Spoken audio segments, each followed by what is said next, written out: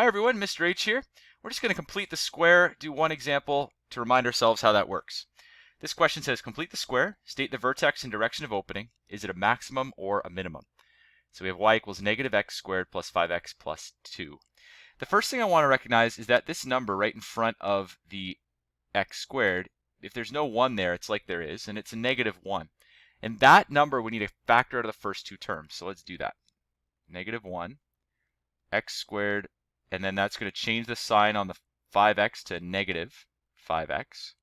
Now remember, it's not common factoring here, we're just factoring the coefficient on the x squared term out of the first two terms. So it's different than common factoring.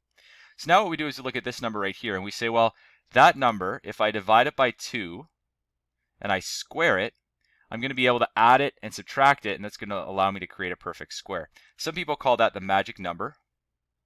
It's not really magic. If you can figure out the formula for how that's derived, you can see that it's something that works every time. But nonetheless, it's 2.5 squared here, which gives you 6.25.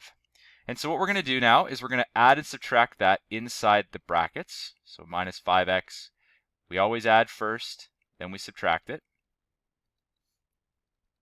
And now this is a perfect square. And so what we need to do is we need to multiply the negative 1 by the negative 6.25. So we get negative 1 x squared minus 5x plus 6.25. That's going to stay inside the brackets. And then the negative 1 times negative 6.25 is going to be plus 6.25 plus 2. And so now what I need to do is I need to go ahead and I need to turn that into a perfect square by factoring it.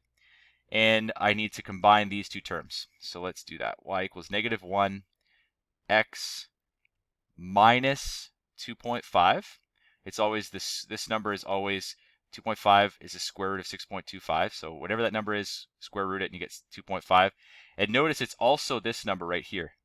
Whatever number you get after you divide by 2 before you square it, that's the number this ends up being when you do the perfect square.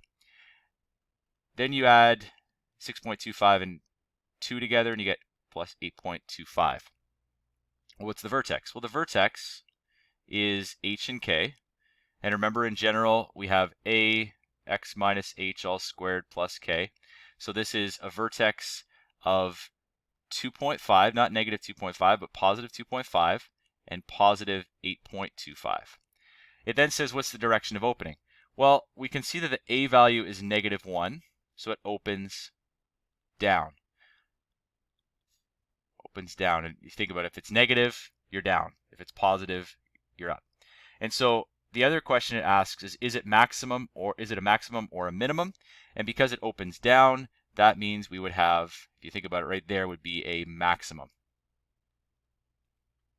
Okay, the top of the problem. So hope that's helpful.